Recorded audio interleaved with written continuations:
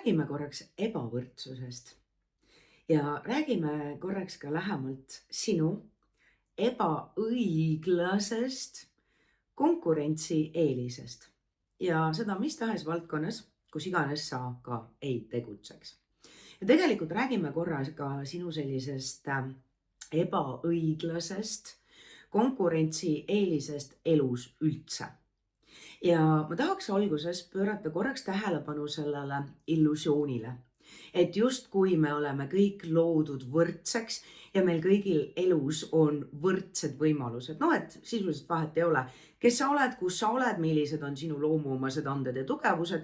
Kui sa hullult palju pingutad ja midagi täiega palju teed ja võib-olla toore jõuga kusagil surud, siis on sul võimalik saada ükskõik kelleks iganes sa saada tahad. Et siis kujundlikult öeldes, et oletame, et sina koorusid munast jaanalinnuna ja kui sa nüüd täiega palju midagi teed, midagi hullult palju enda juures parandad, siis kuidagimoodi on sul võimalik elu vältel saada kotkaks. Looduse võtmes tundub see täiesti jaburana. Meile inimestena on seda illusiooni kogu aeg maha müüdud.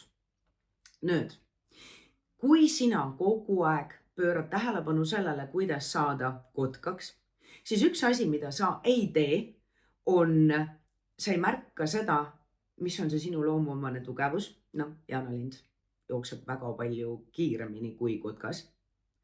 Nüüd, sa ei pööra tähelepanu sellele, mis on sinu ebaõiglane ainult sulle omane konkurentsieelis.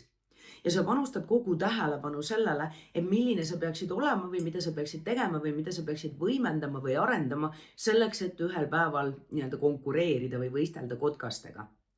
Jaanalind ja kotkas elavad täiesti erinevates reaalsustes ja kotkas on totaalselt ebakompetentne selles, milles on väga võimekas jaanalind. Nüüd sinul, ma tean, et see on kandiline jabur näide, aga sinul on nüüd mingisugune loomuomaste annete komplekt. Midagi, milles sa oled hullult hea, mis muudab su hästi eriliseks mingisuguses keskkonnas. Ja see miski tuleb sul välja täiesti pingutusteta ülilihtsalt. Nüüd, kui sa pöörad sellele tähelepanu, kui sa saad kätte enda selle ebaõiglase konkurentsieelise, mis tegelikult ei seisne mitte enda positsioneerimises või brändingus või ma ei tea, kuidagi konkurentide üle trumpamises, vaid enne kõike selles, et sa tuvastad selle, mis tuleb sul väga palju lihtsamalt ja loomulikumalt välja kui kellelgi teisel. Ja jällegi, me siin ei pööra üüber palju rõhku sellele, et vaatame, võrdleme ennast teistega, sellepärast, et nii võib hakata ennast võrdlema kotkaste, koolibriide, paabulindudega. Ja seejuures meil on väga keeruline muide objektiivselt hinnata ennast. Me tahaksime ennast hinnata läbi mingisuguste rollida. Ma kasutan ka siin ju sellist jaanalinnu, paabulinnu näidet. Ma kasutan mingisuguseid erinevaid kuvandeid, kujundeid, räägin linnuliikidest, eks. Et me tahaks ennast defineerida läbi mingisuguste terminite. Väga palju keerulisem on hakata objektiivselt ise ennast tundma õppima. Ja see on ka miski, mida ma väga innustan sind tegema ja tegema eriti siis, kui sa oled tegev ettevõtja või spetsialistina mingis valdkonnas.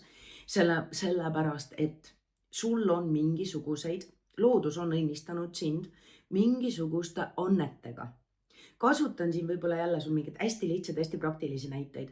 Oletame, et sinu jaoks on hästi loomulik ennast vabalt, voolavalt väljendada. Võimalik, et sa pole kunagi osanud sellele rõhku panna, jällegi, sellele, mis tuleb meil hästi lihtsalt, hästi loomulikult välja.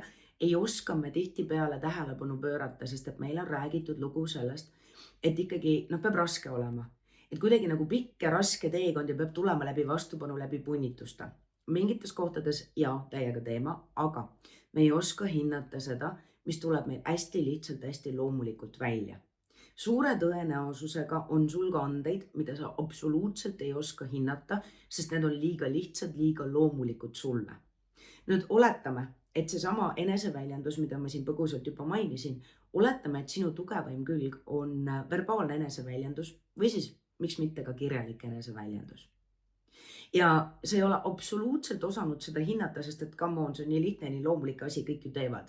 Nagu mis see ikka ära ei ole mingit sõnu ritta panna või mingisuguseid mõtteid edasi anda.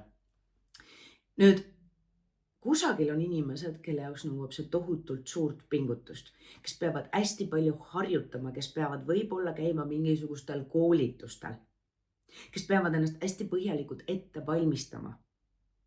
Mis tähendab seda, et sinu loomuomane anne annab sulle juba täiesti ebaõiglase konkurentsieelise selles valdkonnas. Teine variant on see, et võib-olla sul on silma detailidele. Võimalik, et sa lihtsalt oled ülihea erinevate visuaalsete elementide kombineerimises.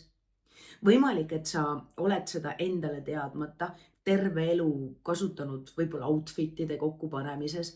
Võib-olla sinu jaoks on hästi-hästi lihtne Canvas mingisuguseid kujundusi kokku panna, sest sa lihtsalt tead, kuidas mingid erinevad elemendid omavahel niimoodi panna kokku, et nad moodustaksid harmoonilise terviku. Võib-olla sa tead loomuomaselt, kuidas mingeid õigeid asju rõhutada, kuidas tuua nähtavale see, mida on vaja nähtavale tuua. Nüüd, iseasi, kui palju sa seda jälle oled arendanud, jällegi alati, loomuomane anne on nagu lihvimata teemant ja tasub alati teada, millist kivi tasub lihvima hakata, sellepärast et igast kivist teemantit kätte ei saa, igast kivist teemanti ei saa. Küll aga, kui sa hakkad lihvima õiget kivi, siis ühel või teisel moel, varem või hiljem, sellest saab teemant ja seda teemantit saad sa kasutada väga mitmel erineval moel.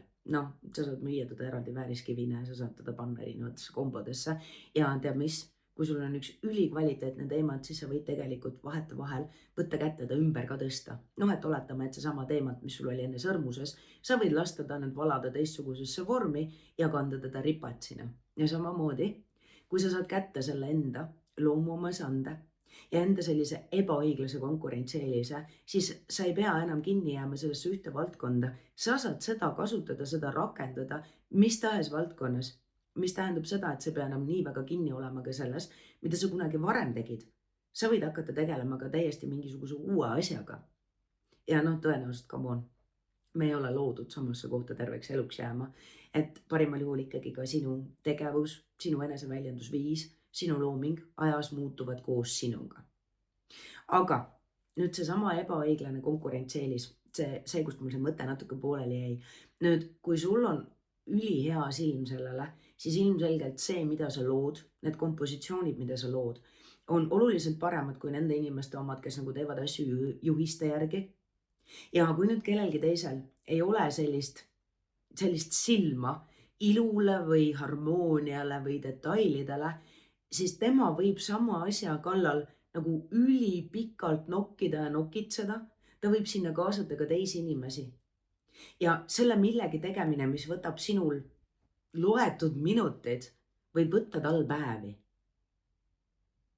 Sa juba aimad, kuhu ma töörin, on ju. Ja ma võiks lõputult palju siin neid näiteid tuua. Võimalik, et kusagil sa nagu saad kohe aru, mis vajab parandamist.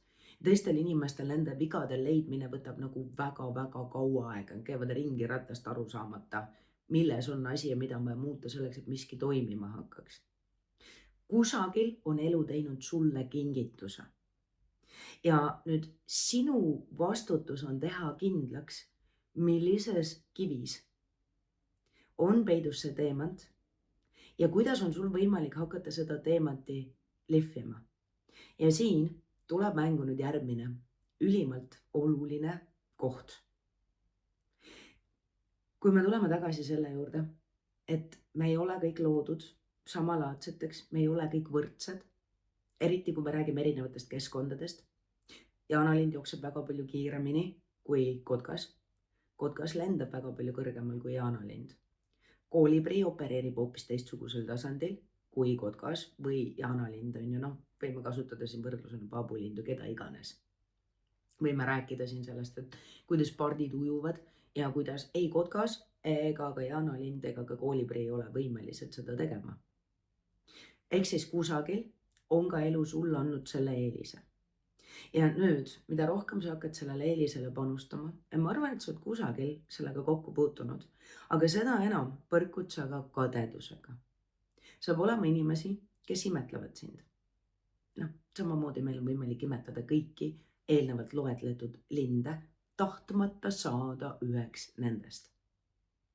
Väga tihti põrkud sa ka nende inimestega, kes mitte ainult ei imetle sind, keda sa mitte ei inspireeri saama parimaks versiooniks iseendast, vaid kes arvavadki, et kuule, hei, nagu elu on kuidagi olnud ebaõiglane, talle anti rohkem kui mulle. Ja väga tihti kadedus tuleb kõige lähedasematelt inimestelt, nendelt, kellelt sa võib-olla ootad mingit heakskiitu või tunnustust või toetust. Ja kadedus paneb inimese tegema väga-väga inetuid asju. Ja ma toon selle siin ainult sellepärast sisse, sest et suure tõenäosusega sa oled sellega juba kokku puutunud ja ma olen päris kindel, et kusagil oled sa kas oma teemati lihvimisest loobunud või selle teemati suutuks ära peitnud, selleks, et mitte liiga eredalt särada, et mitte tekitada teistes ebamugavust ja veelgi enam selleks, et mitte pälvida teiste inimeste kadedust. Sellepärast, et kadeduse taga on kas kurbus või viha. Väga tihti inimesed ei taha minna sügavale kurbuse teed. Ja kõige kadedamad on üldjoontes need inimesed, kes tunnevad, et nad on nagu sina ja et kuidagimoodi sul on midagi, mida nemad peavad oluliseks, eriti veel siis, kui nad arvavad, et sa oled kergelt saavutanud midagi, mida nemad peavad oluliseks. Nüüd sinu vastutus ei ole nende inimestega tegelemine. Jah, sul on oluline tuvastada need kadedad inimesed, aga sul on oluline panustada sellele, et sa ikkagi oled siin kasvamas parimaks versiooniks iseendast. Sa oled siin selleks, et lihvida enda teemateid, särada oma enda valgust. Mis tähendab seda, et kas võib olla niimoodi, et sa kusagil hoiad ennast tagasi, võib-olla isegi saboteerid ennast selleks, et mitte liiga eredalt särada. Võimalik, et sa kusagil panustad liiga palju enda nõrkustele või siis püüad mängida mingisugust teistsugust mängu. Lähed ringiga selle asemel, et minna otsa. Lihtsalt sellepärast, et sa kardad, mis siis saab, mida teised arvavad. Mida arvavad kõige lähedasemad, mida võib-olla arvavad inimesed, kes on sind õpetanud või kes on selles valdkonnas kauem tegutsenud. Leia oma ebaõiglane konkurentsieelis. See miski, mis muudab sinu loomulikus keskkonnas, sinu südamelähedases valdkonnas unikaalseks ja eriliseks. Ja vaata, mis saab siis, kui sa panustad sellele. Mis saab siis, kui sa ei hoia ennast enam tagasi? Me ei ole kõik loodud võrdseks. Me oleme ebavõrdsed, meil on väga erinevad stardipositsioonid, meil on kätte jagatud väga erinevad kaardid ja meie enda vastutus on neid kaarte segada ja mängida nende kaartidega hetkes parim võimalik mäng. Nüüd, millised kaardid on sul käes või millised kaardid on sinu jaoks laual ja mis on parim, mida ainult sina kõigi enda loomuomast annete oskustega praeguses hetkes teha saad. Mis on see miski, unikaalne, ainulaadne teemant, mille sina saad enda valdkonda tuua?